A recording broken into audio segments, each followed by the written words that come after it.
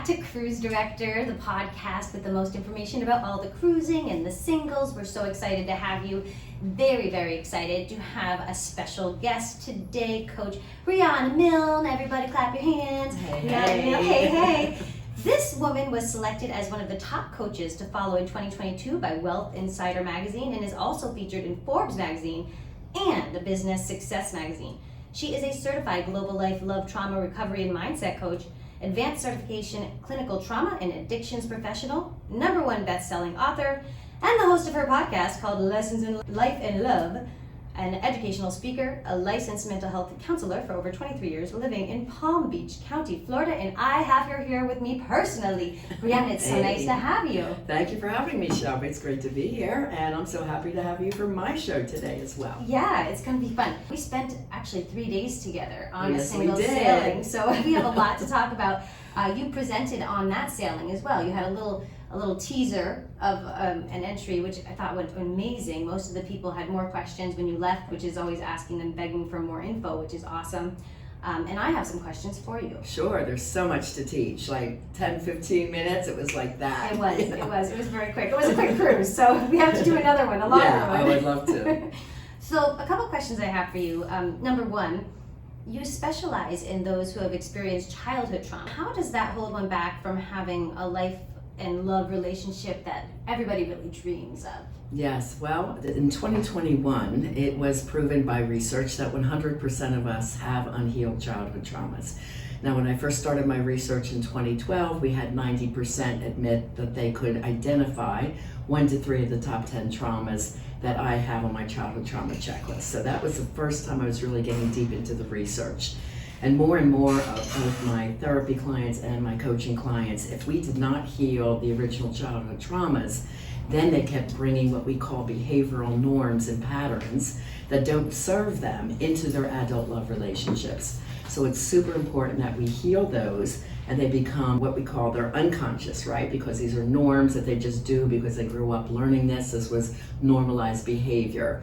Let's say, for example, someone grew up with their parents would handle an issue by yelling. Yeah. So that person's either bound to yell, or if they tried speaking up, they would be yelled at too and said, "We don't want to hear from you. You have nothing to say, go to your room." So that person would be more quiet when it comes to an adult issue, shut down, maybe even be passive aggressive. These are the norms that don't serve us in an adult, conscious, emotionally healthy relationship. So that's why we have to heal those that we grew up with. What are your suggestions when the kids aren't doing what they're supposed to? Because Well, I raised 2 daughters. You have 2. I have one son. Tell me more. Okay, 2 daughters, 39 and 40 now, 6 grandchildren. Wow. And it's funny, when I did a podcast with my daughter, Alexi Panos, who is a well-known global coach, about parenting skills. She goes, "Mom, I never remember you yelling at me, not once." Wow. This is, again, conscious children raising, right? Our job as parents is to teach the children a different and better way. And you hear adults say, "Well, you should know better." Well, no, they shouldn't, because they're kids. They Right. don't know better. They haven't learned. Yeah, discipline is actually from the Bible. It means to teach. So our job is to teach them. So if we're yelling at the kids, what we're teaching them is, if I have a problem, yell about it. When you teach them instead, okay, we all make mistakes, and what 1 to 2 ideas can you come up with to remedy the situation? Yeah. And now we're teaching life skills, which is under the Mindset for Success skills in my Love Beyond Your Dreams book. This is very important skills, and when you teach them to believe in themselves, believe in their dreams, know how to communicate, work through issues that are bound to come up in all our lives, Yeah. now you're teaching skills that they will take into adulthood with them. And it's so cool to see my daughters now teaching their kids Right. the same way. My daughter does not yell at her kids. Who taught you? I learned mindset when I was 16. I wanted to go to a counselor when my best friend was killed by a drunk driver. Oh, And dear. it was a huge loss for me. Sure. And my mom says, "No one in this family will ever go to a counselor." And I said, "Well, then Oh. I will grow up and become one." So that was my mindset, and the only way I could get guidance was from studying the masters. So I was reading like the Dalai Lama, Deepak Chopra, Marianne Williamson, Tony Robbins, these masters. 3 or 4. 3 or 4 of those I'm very familiar with. And mindset, right? Mhm. So once I learned mindset in my 20s, I started teaching that myself. And as a matter of fact, I was a college professor in my 20s teaching business success, PR, marketing, and so forth using mindset, because people might have done the duties to have a business, but if they didn't believe in themselves Right. and have the mindset for success, they weren't going to be successful. I agree. Yeah. Have you ever done the Ultimate Power Workshop with Tony Yes. Robbins? Yeah, Yes, I me did too. walk on the hot coals. I did It was too. fabulous. Yeah, it was great. My Yeah. husband did as well. Yeah, it was very cool. We share that. I didn't know that about you. Yeah. That's very cool. Yeah, that was a really transformative weekend for him. For me, I didn't want my feet to get burned, but I didn't. Me either, because Yeah. I said I'm a dancer. Right, so me it's too. like That was you my have to same thing. totally gotta get into teach, the mindset. I teach fitness and dance. I'm like, Yeah. I don't even, like, you don't understand my feet. I value them. Like, it's not about the scariness. I just don't want to get blisters. Right, Because it's I going know. to hold you down. But I didn't get blisters. I can't believe I No, did it was quite amazing. It really that was. How the mind is so powerful, right? It really, really, really was. Yeah. That's very cool. Okay, so let's ask you, what are the top 10 childhood traumas? I mean, you Okay. have, like, you can just melt Sure. them off. Yes, I so, can. Yeah, I'd There's- like to hear that. Maybe first- I'll interrupt you, though, while you do it, because Sure. if any of them hit home, I might go, oh, what do you think? Yeah, okay. All right. Here's the top 10. I just want to preface that there are more. Of course. Childhood trauma goes through at least 3 generations. So if you recognize some in your life, it doesn't mean we're broken. It just means this is what we experienced. And we were children. You can't control your environment when you're a child. And it's not about blame or shame at this point of yourself or your parent. Okay? The first one, and this could be any childhood experience in or outside of the home. The first one is if you grew up around any addiction. So there's 12 addictions: drugs, alcohol, sex, meaning you knew your parent was a cheater, porn use, gambling, hoarding, spending, eating, gaming, TV watching, social media addiction, or gaming. Okay, Right. so there's the top 12. Of the top 12 addictions of the top Yes, one. of the top one. Got it. Got Okay. it. There's subcategories here. Number 2 is verbal messaging. So did you hear the words "I love you" or get compliments from your parents? Or did you hear, "Well, you did your best time, but that's still not good enough"? Or "You look fat in that, you should change your outfit"? These are kind of what we call verbal put downs or verbal slights that make us feel not good enough. So what were your verbal messaging? Also the patterns, again, of your parents. How did they handle an issue? What did you witness there? Right. Number 3 is emotional abuse or neglect. Number 4 is any physical abuse, hitting, rape, or molestation. The next one is abandonment. There's 2 types: fault or no fault. So a no fault abandonment would be if a parent died early or had to go serve in the military. They had to leave the family. A fault abandonment is never being involved in a child's life or being there temporarily until the couple broke up and then you were erratic. It also means a parent could have been in the home but not emotionally attached. You know, not going to their kids' sporting events or plays. or Right, art right, right. Not being shows. present. even. Right, exactly. Okay, the next one is if you had to go live in another person's house, you were adopted or part of the foster care system. Okay, number 7, most people can relate to. It's called personal trauma. So did you feel different in any way? Did you grow up a chubby child or skinny and gawky and called a nerd? Or were the only African American in all Caucasian school? Or maybe coming out LGBT? Just not feeling included. Yeah, Like in a, gay or lesbian, and coming out not being accepted by your Right. peer group or family. Anyway, you felt different. Number 8 is sibling trauma. So they could have teased and bullied you. Most often, your sibling you perceive to be the golden child, the favored one. So more pretty or handsome, the star student or the star athlete. Or they might have been born with a medical condition which commanded more of mom's and dad's Right, time. right, which is happening more and more these days. Yes, right. That's really becoming a thing. And then trauma 9 is 2 parts. Actually, trauma 11 had to come down because one is community trauma. That's where COVID falls in. It impacts the community at large. I feel traumatized. Yes. Our school shootings, our mass shootings, flood, fire, hurricane, or Mother Nature events. Okay, so that's all under community, and that's tied to family trauma because what happens in the community impacts the family, as we're seeing now post-COVID, right? So this is also if you grow up in a dangerous neighborhood, if you grow up with a lot of lack messages, we don't have the money for this or that, and you always thought family is struggling. Right, right. Military families moving every 2 to 4 years here in the US. That puts the child as the new kid in school Yep. constantly. So then the last one is mental health issues in mom or dad. The most difficult for children to navigate is bipolar and borderline personality. Briefly, borderline is real erratic moods. When they're good, they're great. When they're bad, they're horrid. And bipolar is manic depressive. So depression can show up as anger or Yeah, I've emotionally had a couple checking out. friends close friends that were bipolar, and just as a friend, it's hard It to is be hard. a friend. Yeah. Because you're like, it's so hot and cold. And Yes. there's distance very quickly and unpredictably. Exactly. Yeah, I can see that. I think that hits everybody at some point. So most people recognize 1 to 3 when I do a Life and Love Transformation Discovery session and ask a series of questions. We usually identify 1 or 2 more. Yeah. They become so normalized that people don't even see that as a trauma. No, of course. Or anything It's how different. you live. Yeah, my mom. So I'll share one of my traumas. If you'd like to share one of yours, we'd love to hear a little bit more because we kind of go deep on our podcast. I try to be real, authentic, so whatever you're comfortable with. My mom was a raging alcoholic. It was so sad. Yeah, she really, I didn't know until I was about 5 or 6, I started to identify. I remember couldn't get into the house. She had locked me out by mistake. And so I'm like 5 years old, I thought, okay, I remember thinking this so vividly too.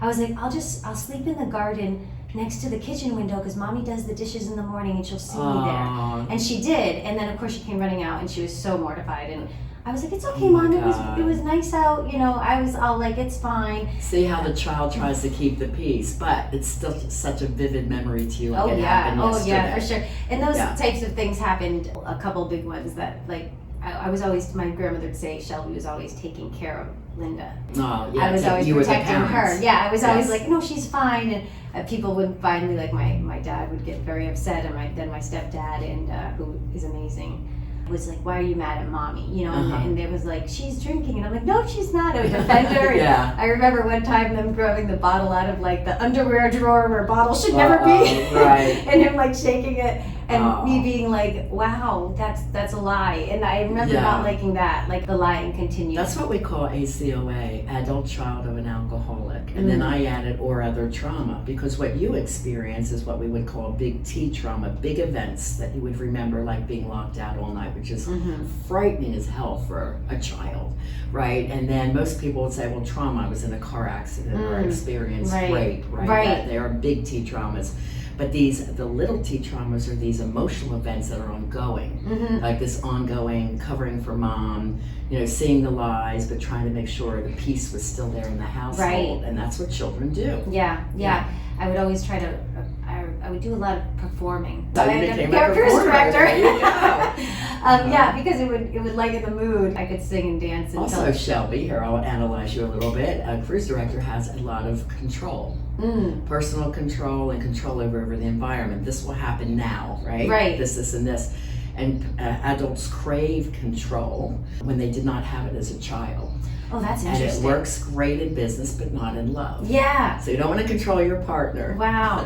Yeah. That's pretty deep. I don't think I want to control my partner, but my son, definitely. That's a hardship for me. He's 14 now. Not that I want control, I just want him to make good choices, but when he makes bad ones, I feel out of control. And that's what we talked about before the show. Like, how do you talk with a child to make sure? Now, there's some yelling girl in my house. You don't want to yell because he's going to then turn around and yell at his partner, Yeah. right? When he gets older. So we have to model as adults what we want our kids to do. It's more communication through the issue and then him coming up with the solutions himself. Right. Because when he's on his own, that's what he's going to have to do. Yeah, exactly. Yeah. We try that. We do. He has great advice of what he thinks should happen as far as repercussions. I always let him choose his punishment, but he doesn't really follow through, and he doesn't seem to change behavior, so I'm not sure. Well, I do work with teenagers globally, age 16 and up. Very so good. I'm He's almost totally there. online. So Well, that's amazing. Thank you for that. Sure. Is there anything you wanted to share about your traumas as a I kind had of several. I thing? recognized that I was bullied. I was a tall, skinny, gawky kid. I was bullied Okay, too. so I was bullied. That was easy to recognize. I did recognize my mom was of the generation where they often did not tell their kids that they loved them. Oh yeah, that's So I never heard See, I love I never you. had a problem. My mother loved me more than anything. Mhm. That's why I knew I couldn't save anyone from addiction. That's right. You can't. You can't. You can't love anyone through an addiction. No, you can't. And I said, if there's no one that would love me more than my mother, and if she couldn't stop because of me, then no one. Yeah, So I've exactly. walked out of a few really good relationships because You I have to. recognized that. You have to recognize it earlier. Yeah. Though, so Yeah. you're not getting hurt. This Right. is what we call recognizing an emotionally healthy partner before you get too involved or intimately Right, involved. right. You take your time. Anyway, sorry, I interrupted. So okay. You had the bullying. Yeah, I had the bullying. I did not hear "I love you." I never heard compliments. The first time I got a compliment when my book "Love Beyond Your Dreams" went to a #1 bestseller. It's picked up in Barnes and Noble stores. That was like a huge goal for me. Right, and she goes, finally "I read your recognized book. that It's one? actually really good." I'm Wow. like, "Oh my gosh, wow, thanks, Mom." You know, I finally got a compliment. Right. I have a father like that. I have 2 fathers, and one of them raised me. My stepdad, he's passed. My real dad was like that. I don't think I've really gotten a compliment. I don't know that one has ever. It's always been backhanded. Yeah. There's never any. So I understand that too. But I did teach her to say the words "I love you." Oh, and when good. you learn this system that I teach my clients, they actually do go back and help bridge that gap with their parents and teach them what their parents never got. Because I asked, "Why don't you say the words "I love you"?" She goes, "Well, I didn't hear those words. Those words aren't comfortable for me. We grew up in the Great Depression." Right. People in my cohort, right, my peers, was on the beach with 9 people. They all said, "We didn't hear the words "I love you." All my age or a little older. Wow. So it's really interesting. When I did notice right away, we didn't know it as a family, but my dad was CIA and FBI. He was gone a lot. So I remember asking, "When's Dad coming home? Where's Dad?" My mom said, "Well, I don't know where he is." I'm like, right. "Well, why do you not know where Daddy is? Is he okay?" And then when he uncertainty, as Tony Robbins, mentions a lot. Exactly. So those are a few of mine. That's interesting. Very cool. Can you give us some examples of the destructive, self-sabotaging patterns that emerge, especially with the dating scenes? Yeah, let's talk about what happens in love. Yeah, exactly. Because I do all the single sailings, and you help all the singles and couples, and I just think this is a really good subject matter for all of our Sure. Do you feel like you have tried everything? Self-help books, therapy, relationship summits, retreats, online courses, podcasts. But you still struggle with toxic love, attracting narcissistic partners, ongoing anxiety, depression, codependency, love addiction, stress, moodiness, lack of hope, feeling stuck in your career, and you just can't seem to get love right. It's time to heal your unconscious behavioral patterns caused by unhealed childhood trauma. I'm Riana Milne, the love trauma recovery expert and certified life and love coach who helps thousands around the world, and I can help you too. I specialize in helping adults heal from unconscious childhood and love relationship traumas, emotional triggers, and dysfunctional behavioral patterns, which have been impacting them negatively in life, love, or business, to transform and create the life they desire and to have the love they deserve. Talk to me today at rianamilne.com and get the free ebook below to learn more. Okay, so the problem is when these are not healed, there's many dynamics that come up. What could have come up for you, being that you were always trying to please a difficult parent, is what we call people pleasing. This happens with a lot of women. So they will overly please their partner, and then I hear later like a woman saying, "I totally lost who I was, I have no life, I do everything for my husband and my kids, I do nothing for myself." So people pleasing is a big one. I hear in a lot of men, jealousy and control. This is usually men that did not get those kudos from the girls. They had crushes on girls, the girls broke their hearts, right? So they didn't feel good enough. Or the messaging, so it's between trauma 7 and trauma 2, the verbal messaging, or not feeling good enough as a teenage boy. They all go through their awkward stage, and then they would have jealousy and control. Blame is a part of this. Addiction starts in the teenage years when they're trying to escape the family dynamic. Lying and sociopathy is on the high end of the scale when there's a lot of the trauma, is usually 9 or 10. There's a lot of fear of doing wrong. There's people using charm and manipulation to get their way. So let's say they had a very difficult family structure, and if they brought home a C or lower, they would get beat that day. So they would charm their teachers to get a better grade.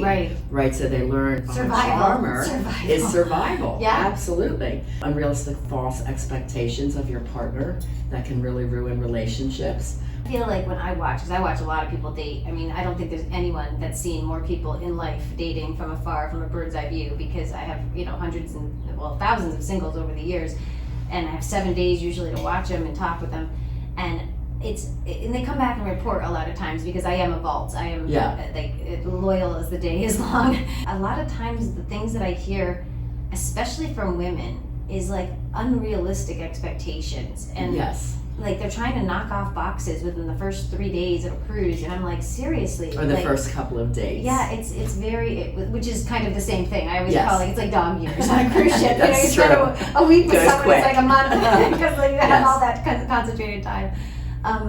But this unrealistic expectations of a lot of the women that I'm getting feedback from, and I'm not a psychologist, I did minor in psych, but I'm there as their cruise director, so I try to guide, but I'm not trying That's to. why I'm going to be there with you on the trips Yes, coming that's up, going to be girl. amazing. I'm there as a dating guidance coach. I love you know? it. I love to, like, oh, let me help you. I have another one for you, Rihanna. What I do find though is someone who has dated. I dated until I was 35. We didn't get married until I was 35, and my husband and I have a very interesting background because we met when we were in our 20s, Right. and dated very seriously for about 6 years. Then we took a 6-year sabbatical because he had to sort his life out and become an adult. Okay. And as I say, like, men are like a fine wine. Sometimes they need to be aged. I did date a lot. I'm not someone that doesn't have dating experience. I was only married when I was 35, and I was very serious about who I dated, and I was very good at dating. I could identify problems pretty quick, but I wasn't intolerant. Like, I understood that, you know, we all have things that we're going through. There's got to be some deal breakers, but it seems like the list of deal breakers gets very, very high as we get older, and sometimes I think it's unrealistic expectations with women. Well, I also see the men have unrealistic Well, expectations. I was gonna like get to that by too. the third date, we should be sleeping together. Yeah, Every no. day 5, forget it. If you're not sleeping with But me, that's I'm not that's a interested. good qualifier, I always thought. And I made people wait 30 days. Even when I was living on the cruise ship with Joel, he always laughed. They go, how could you let your wife host single sailings, be married? And he's like, she's not an escort. She's Right, she's the that's cruise right. director, and Yeah. you got 30 days. I know you're not going to wait. It's funny. The men will try. They will desire it. That's fine. part of their human Yeah. nature. All right. That's a compliment. And As yes, long we as can they- take it that way. But then us women have choices,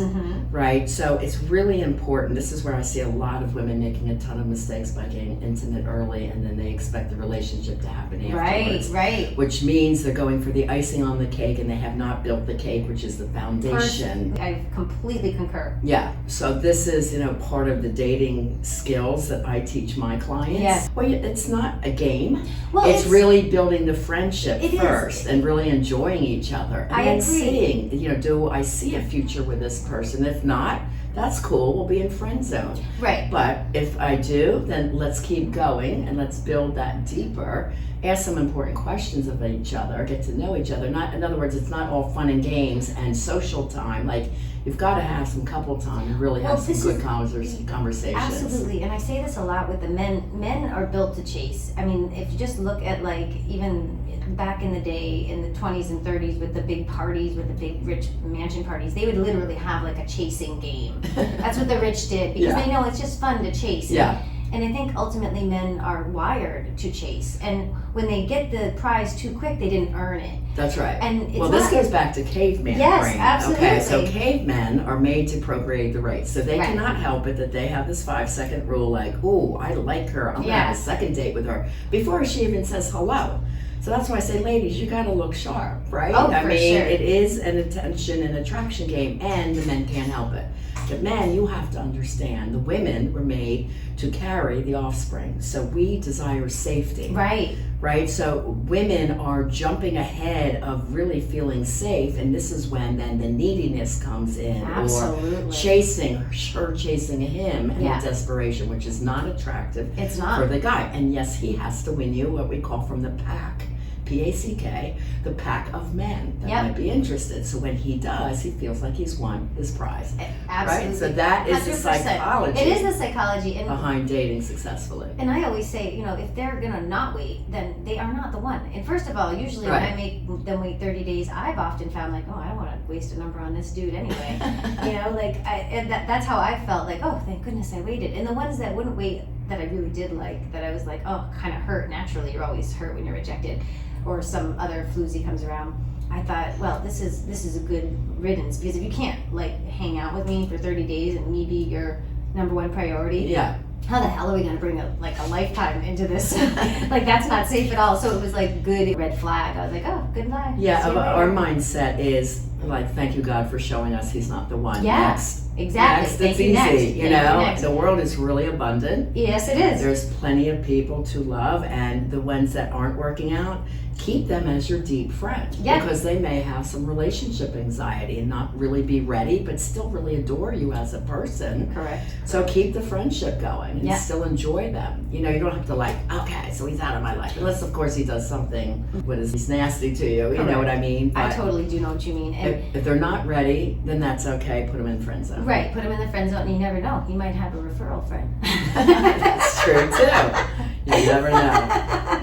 Well, I know I interrupted your answers though with That's this, all right. with the sabotaging. Okay, so we were, I think, on the third sabotage. Sexual control, only falling in love by chemistry, which we mentioned, self-sacrificing, and not having enough self-love, confidence, and self-esteem, because you have to go out there dating really feeling like you are the best package out there. Yes. You have to go out with confidence, loving your life. There's 10 areas on a checklist that I have that people can get on my website, rianamilne.com, for free. It's called the Dating Readiness Quiz. I love it. And, you know, are you an 8, 9, or 10? And if you're under that, that's what we work on together with my client. Really have to feel ready and, you know, for that relationship, for that commitment yourself. So your life is totally 100% together before trying to go out and date. I totally agree. Let's get really quick. Let's finish up with a couple just real life examples, because and then you can ask me some questions. Okay. Was it your first single sailing with me? It was.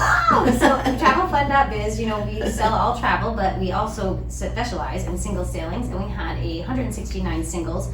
This was like a 50s plus singles cruise. Most of the time we have 40s plus.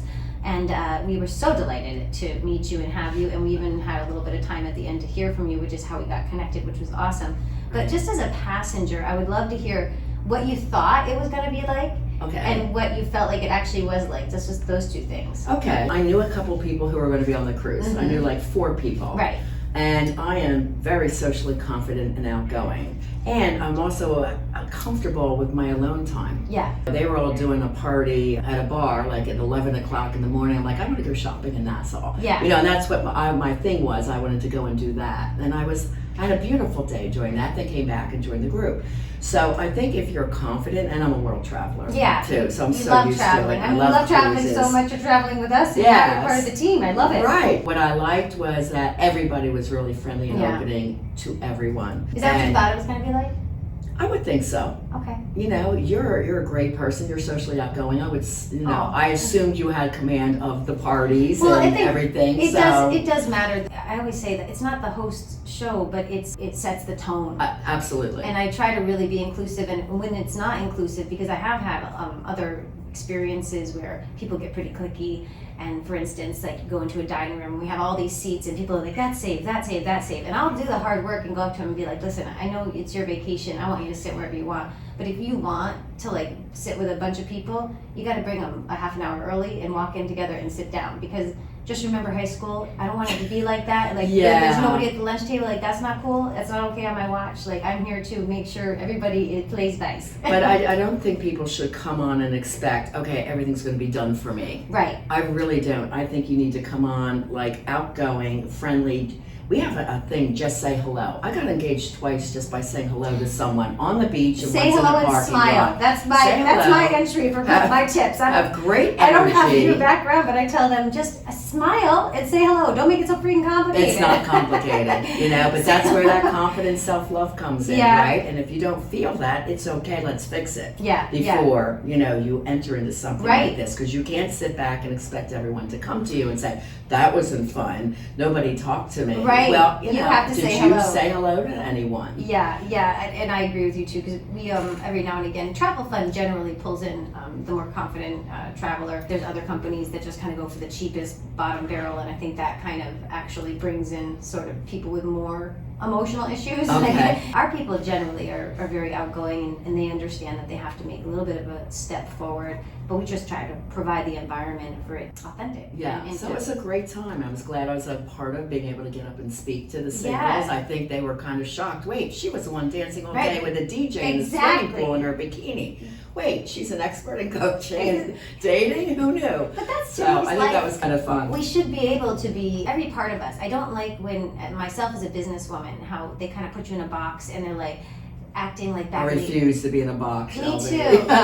Like, That's why we get along so well. I think so. I remember back in the day when I started with cruise directing, I mean, they made us wear these manly suits. I mean, they just had a skirt that was down to my knees, and I was like, man, I don't feel feminine that I own the company. Sometimes I'm a cruise director in a bikini, and I'm like, if that ain't suiting for you, you're not good for travel fun. Like, you gotta be sexy, sassy, and classy. Fun. That's what I want. That's it. Perfect. So for my listeners, I wanted them to know you a little bit more. So this is Shelby Frenette, everyone. Friend, she is the owner of Solo Travel Experts of TravelFun.biz, and they have over 500 cruises hosted, tons of them, all the way, not just the islands, all the way around the world. Thousands of singles are a part of her group, and she has tons of fun events. So she's known as the real life Julie McCoy from the Love Boat. So yes, when you go on this, you definitely can have the Love Boat. I experienced that a little You bit. did experience that. I'm Tell not us saying more, anything. Riana. Oh, hell no. Oh, come on. Well, you No, can I'm not saying anything, but I gotta tell you, I had quite a good time. Oh.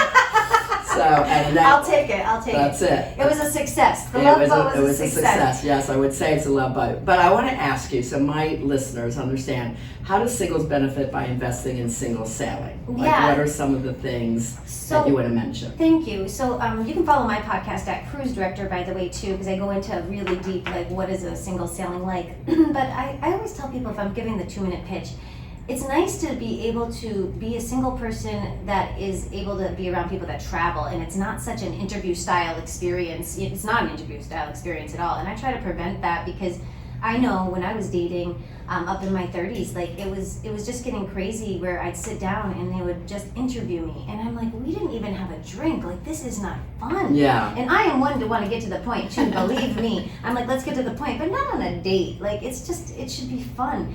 And I think that's lost in all of our apps. The chemistry, the excitement of everything has been lost in like making all these patterns of these check boxes. I want, under 6'2", over. Versus just having fun and dancing and hanging out. Yes, hanging out. Yeah. And so when you're over 40, I tell people, either your friends are either married or broke most of the time, and you still want to travel. So this gives you a great opportunity to not just be around other singles, so you're not on a ship with a bunch of couples and families running around. You have a group of people, you can do what you want, you don't have to do everything that they do, you can do your own thing as well. And I think a lot of people over 40 that are single are like at that point where they want some me time, they want to drive their life, but there's always that person to rub elbows with that you see, oh, you're part of the group. Let's hey, dance. Let's dance, Great let's catch song. a cab. Yeah. And so it puts you in an environment where not only are there single people, you might find a romantic relationship, but you have the opportunity to build like almost a travel club of friends. Yeah. And that's what I've loved doing over the last decade, is basically watching it open another opportunity of a network of people that love to travel, that have the money to travel, and that are actually going to show up and do something. Because a lot of people are, I want to do this, I want to do this, I want to travel the world. They don't do it. Yeah. So you get around the kind of people that do it. And they do actually want to live their life, and they are squeezing the love out of life. Do you have the mindset for success? Or are you feeling frustrated in life or your career? Or stressed you can't find love or happiness? Hi, I'm Coach Riana Milne, and I can help you turn your pain into your purpose and passion by using my Mindset for Success system. Learn the Motivational Mindset for Success coaching system that has helped thousands of my clients over 40 years, and it can help you too. It's time to create the life you desire and to have the love you deserve. What if someone considers himself as shy or has some social anxiety or no one to travel with? It's like, I'm in, I want to do the cruise, but I can't find someone to do it with. Yeah. Are there solo cabins? How much do they cost? And we know that you kind of have these events that help them to meet others. Right, yeah. But how about, do they get a roommate assigned to them if they want one, if they want to split a room? How's that work? That's a great question. So the price is really all over the place, depends on what cruise line and how many days and where you're going. But we get the best prices. You can't get better. We can meet or beat almost every price. They do have a lot more solo cabins. In fact, solo travel is increasing. I think it's like 5-fold over the last couple years, That's awesome. And especially women. The cruise lines are actually, identifying that and implementing that in their ship builds. So there are solo cabins, which are naturally cheaper than a double. Also, we do the theme nights, cocktail parties, group dining, and you got singles hostess with the mostess, trying to make sure you know where you're going. As far as roommate matching goes, we always recommend people bring their own roommate. Well, we do offer roommate matching occasionally, I tell people, quite honestly, if you can afford it, it's way better to get your own room than room with a stranger, because you cannot tell how that's going to go. And while I have met some people that have made great friendships over roommate matching, I think more so what I hear is that, the sleeping patterns are different. They snore, they're messy. This one's neat. That one, woke them up with the TV. This one it's just. So either get your solo room, or bring a friend. At least you can have like a candid conversation. It's a lot to ask on a vacation with a stranger in your room to be like, that bothers me, this bothers me. You just, it's your vacation, and the kind of people that we like to bring on Travel Fun are the kind of people that would want that for themselves. All singles aren't the same. Right. And the cheapest isn't always the best. That's right. And we try to bring the best value. Of course, we never want to overpay. We try to get the best quality value, which gets the best quality people. And usually they don't want a stranger in their room. Yeah. So for the single cruise, is it mostly women who go? Do the singles get a discount by traveling and booking through our company? Another question I know my clients will want to know, do singles feel pressure to hook up? Or is it just a friendly and vibe? Right. I'll address that one, because that one I definitely know people want to know. It is not a big sex fest. That is one of the biggest misnomers of a single sailing. The other one is that it's all 20-year-old frat people. It's not, because 20-year-olds don't need a cruise to date anyway. They just walk outside their door. And they don't have the money to travel really like that, luxuriously. But I tell it it's just like high school. There's a couple people that are promiscuous, but most people are just normal people, just trying to get to know people, have some fun, have a laugh, and then there might be a love connection. It's not everybody running around naked with their clothes out. Right. It's not like that. Are there more women than men? There depends on the age range. 40s plus is usually a little bit more even, and usually about 50-50, 55-60. As you get older, if we do the 50s or 60s plus, we always find that there's more women than men. The older age range we go. So we try to stay around the 40s plus for the most time to make it as even as possible.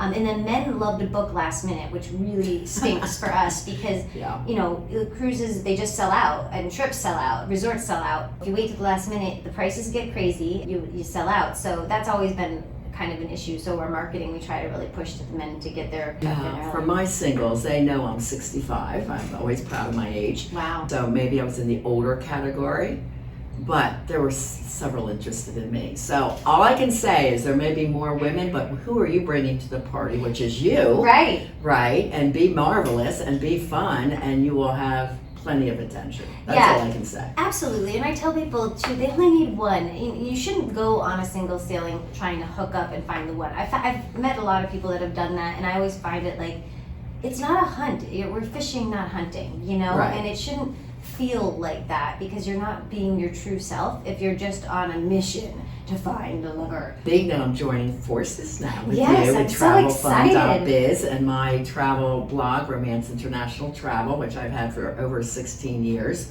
It's really excited to be a part of that. So how will my singles who know me and those who have not yet met me on this last cruise benefit from joining one of the cruises that we are doing together? How would that work? Yeah, so when I spoke with you, it really got me excited, because it's just such a win-win for everyone. You love to travel. Your background speaks for itself, but I think even just listening to this podcast, everybody knows that you have a heart full of wanting the best for them. Yes. This is like a real passion for you. This is not just a job, and I love that. And this is something people need, because clearly when we're getting a little older and we can't find the right one, and then we're tripping, I think we trip over the same mistakes quite often. If we could just identify them, and even in our small conversation, just identifying one of my big, traumas, it's a big deal. It really makes me reflect, and this is only a 5-minute, very impromptu situation about my parenting right now, actually, but it's the legit thing, and I'm all about bringing a 360 win. So they come on a cruise that we're hosting together. Right. They get some FaceTime with you. They get some actual real time. Actually, that is such a big deal. Yeah. My price is $1,000 an hour. So Yeah. there I am for 1 week helping you out with any conversation you want to ask me. You have FaceTime. I will be speaking formally for a couple things, teaching some educational things. my singles who have the program down, they will be showing up with all their smiling energy and will meet a ton of great people and have a fabulous time, I'm sure. So I think it's like you said, a win-win-win for everyone. I mean, the people that we have the right people, you have the right solutions, and we provide the fun. It's I love mixing business and pleasure. That's one of my things. That's right. So, they come and they really can not just enjoy an incredible vacation and invest in themselves, but they can get some face time with you. And I think that's very important when anybody's making a big investment in their lives in coaching. And I totally agree with coaching being a really important part of growth, personal growth. It's going to give them the opportunity to understand more what you do rather than just being behind a screen and knowing who you are. And I think that makes a big difference in the connection that you can have with them. So I'm super excited, Riana, as well, and TravelFund.biz is excited, and we can't wait to have more people on your podcast. Thank you so much for coming to Pod Populi. We appreciate it. Thank you for being on my podcast, Lessons in Life and Love with Coach Riana Milne. They're going to love you. They're going to love this idea. I've been wanting to speak on cruise ships for years and just didn't know how to do it. We got you, I just kind of fell into it with you, and I'm like, okay, this is the world, the universe saying this is the time. Yes. So I'm very excited to be with you. And for my singles and listeners, watch for the emails, and if you have questions, rianamilne@gmail.com, or you can write Shelby. Yeah, you can always find me, Solo Travel Expert, and of course you can find us at TravelFund.biz. I'm Shelby. You're fabulous. Bye-bye for now.